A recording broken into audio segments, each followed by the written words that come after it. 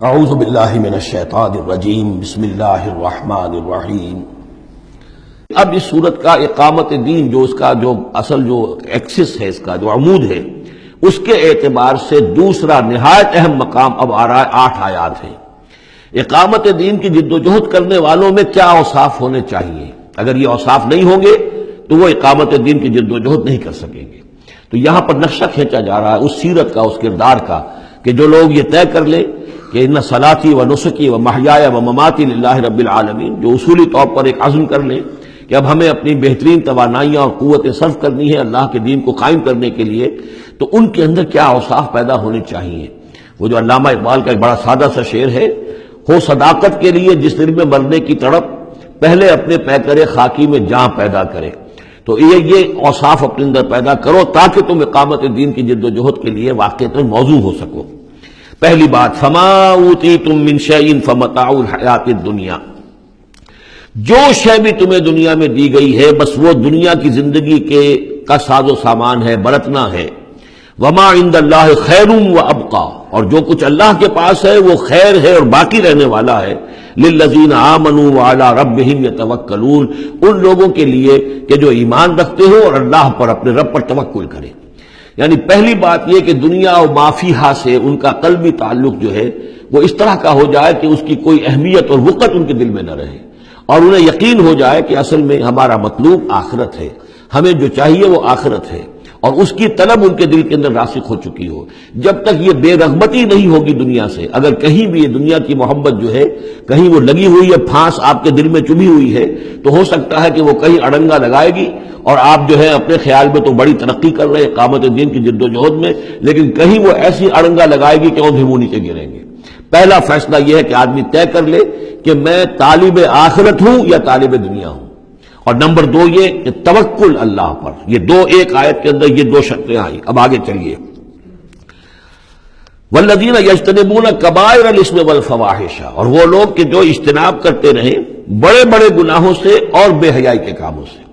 ظاہر بات ہے کہ اپنی سیرت کو ان چیزوں سے اگر پاک نہیں کریں گے تو اس قدم میں، اس میدان میں آگے نہیں بڑھ سکتے۔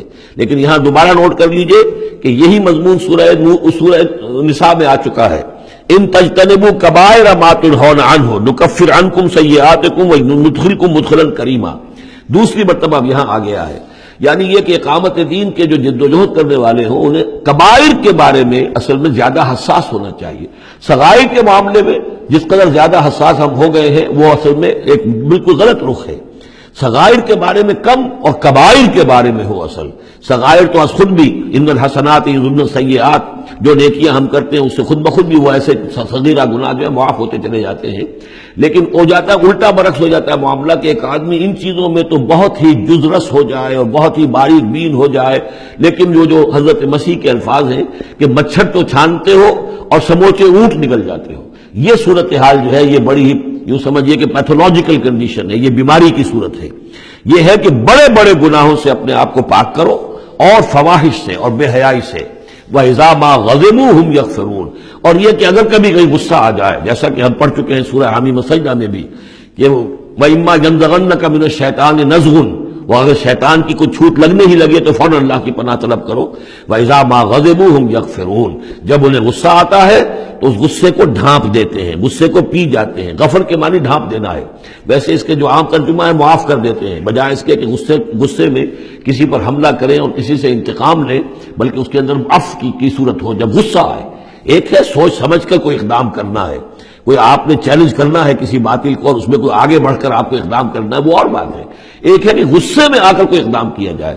وَإِذَا مَا غَضِبُوا هُمْ يَغْفِرُونَ، تو وہ معاف کر دیتے ہیں، یا یوں کہیے غصے کو پی جاتے ہیں، یعنی غصے کے اوپر وہ پردہ ڈال دیتے ہیں۔ غفر جو ہے مغفر کہلاتا ہے خود، کہ جو سر کو ڈھانپ لیتا ہے تاکہ تلوار کا وار اگر سر پر آئے تو سر بچ جائے اور خود اس کو روک لے، تو مغفر، غفر کے معنی ڈھانپ دینا، گناہ کو ڈھانپ لینے والی شے ہے اللہ کی مغفرت۔ اسی طریقے پر یہ کہ وہ غصے کو پی جانے والا، والکاظمین الغیظ، یہ ہم پڑھ چکے ہیں سورہ آل عمران میں۔ نمبر آگے چلیے، والذین استجابوا لربہم، اور وہ لوگ کہ جنہوں نے اپنے رب کی پکار پر لبیک کہا۔ وہ پکار کون سی ہے؟ اس سورہ مبارکہ میں اب تک صرف ایک فعل امر آیا ہے جمع کے صیغے میں، ان اقیموا الدین، اور ایک فعل نہیں آیا ہے جمع کے صیغے میں ولا تتفرقوا فی، پوری صورت میں اب تک نوٹ کر لیجیے گا جا کر. تو یہ پکار اللہ کی کون سی ہے؟ اقیموا الدین ولا تتفرقوا فی. اسی کے لیے کہا تھا حضور سے فلذالک فدعوا، اسی کی دعوت دیتے رہیے. آپ کی دعوت اقامت دین کی دعوت ہو، یا آپ کی کسی جزوی شے کے اوپر آپ جو ہے وہ ہیمر نہ کر رہے ہو، کسی جزوی سی شے کو آپ نے ہدف نہ بنا لیا ہو. اصل ہدف اقامت دین. فلذالک فدعوا واستقم کما امرت ولا تتبع اهواهم. اب یہاں فرمایا والذین استجابوا لربهم، جنہوں نے اپنے رب کی پکار پر لبیک کہا، واقاموا الصلاۃ، اور نماز قائم کی، اور وامرهم شورى بینہم، چونکہ اب اجتماعی زندگی ہے، جماعتی زندگی ہے، اس میں مشاورت کا نظام ہونا چاہیے کہ وہ جو فیصلے کریں، جو قدم اٹھائیں، وہ باہمی مشاورت سے ہو. یہ بھی روح جب تک کہ اس اجتماعیت کے اندر نہیں ہوگی باہمی مشاورت کی، اور یہ کہ کوئی ایک شخص سمجھے کہ بس ہر معاملے کے اندر مجھے اپنی مرضی چلانی ہے، تو ظاہر بات ہے کہ پھر وہ کام آگے نہیں چلے گا. ہم پڑھ آئے ہیں کہ حضور سے یہاں تک کہا گیا ہے کہ یہ جن صحابہ سے خطا ہوئی ہے، غلطی ہو گئی ہے، ان کو بھی آپ وشاورہم فی الامر فاعف عنہم واستغفر لہم وشاورہم فی الامر. حالانکہ ان سے خطا ہوئی ہے، غلطی ہوئی ہے، لیکن پھر بھی آپ انہیں اپنے مشوروں میں شامل رکھیے، اس لیے کہ اس سے دلجوئی ہوتی ہے، ساتھیوں کے اندر میوچول کانسیپٹ ڈیولپ ہوتا ہے، ایک کانفیڈنس ڈیولپ ہوتا ہے، اور وہ سمجھتے ہیں کہ ہماری بھی بات سنی جاتی ہے. اور حضور نے بسا اوقات اپنی رائے کو پیچھے رکھ کر اپنے ساتھیوں کی رائے کے مطابق فیصلہ کیا. غزوہ احد میں یہی ہوا ہے، غزوہ بدر میں یہی ہوا ہے کہ جہاں پر آپ نے کیمپ لگانے کا فیصلہ کیا تھا، جب بعض صحابہ نے آ کر کہا کہ ہمیں اگر اجازت ہو ہم اپنی رائے دیں، اور جب انہوں نے کہا کہ ہمارے خیال میں وہ جگہ بہتر ہے، آپ نے کہا ٹھیک ہے، یہاں سے کیمپ اکھاڑو، وہاں لگا دو. وَأَمْرُهُمْ شُورَى بَيْنَهُمْ وَمِمَّا رَزَقْنَاهُمْ يُنْفِقُونَ. ایک اور شے جو لازم ہے اقامت دین کی جد و جہد میں، جہاں وقت لگے گا، جہاں آپ کی توانائی صرف ہوگی، اس میں پیسہ بھی لازم درکار ہے. وہ دعوت دین کا کام ہو، اقامت دین کی جد و جہد ہو. وَمِمَّا رَزَقْنَاهُمْ يُنْفِقُونَ، یہ انفاق کا مضمون آ گیا، اور جو کچھ کہ ہم نے انہیں دیا ہے اس میں سے وہ انفاق کرتے ہیں. وَالَّذِينَ إِذَا أَصَابَهُمُ الْبَغْيُ هُمْ يَنْتَصِرُونَ. یہ وہ چیز ہے جس کے لیے میں نے نوٹ کرایا تھا کہ ایک ہے دعوت دین کا مرحلہ. اس دعوت کے مرحلے میں تو صورت وہ بتائی گئی کہ ادفع باللتی ہی احسن.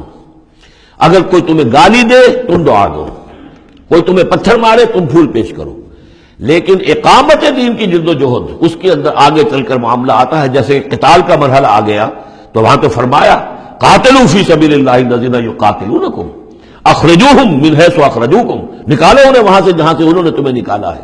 یہاں آ کر معاملہ کیا ہے؟ والذین اذا اصابہم البغی ہم ینتصرون. اور وہ لوگ کہ جن پر اگر کوئی زیادتی کی جاتی ہے تو وہ بدلہ لیتے ہیں. یعنی یہاں پر اب تو اس کو اصل میں جد و جہد جو ہے حضور صلی اللہ علیہ وسلم کی، اس کے بھی اگر آپ دو مراحل سمجھیں گے تو ایک جو مکی دور میں وہ تھا، وہ دعوت کا مرحلہ تھا، ابھی اس میں اقدام کوئی نہیں کیا گیا. لیکن جب اقامت دین کے لیے اقدام شروع ہو جائے گا، آگے بڑھ کر باطل کو چیلنج کریں گے، تو اب وہ بات نہیں چل سکتی کہ معاف کر دیا کریں. وہاں تو بلکہ یہ ہے کہ جو غزوہ بدر میں جو اسیر ہوئے تھے ان کو بھی اگر فدیہ لے کر چھوڑ دیا گیا تو اللہ تعالیٰ کی طرف سے اس پر بھی اظہار ناپسندیدگی ہو گیا. بلکہ حضرت عمر کی رائے کی جو ہے گویا کہ تائید کی وہی نے کہ ان کو تو سب کو قتل کیا جانا چاہیے تھا، اور وہ ہمارے اندر جو ان کے رشتہ دار ہیں قریبی، وہ اپنے ہاتھ سے قتل کرتے. اس لیے کہ یہ فدیہ دے کر چلے جائیں گے، ظاہر بات ہے کہ اگلے سال وہی لوگ اکثر و بیشتر آ گئے کہ نہیں آ گئے، وہ چڑھائی کر کے آ گئے احد کے اندر.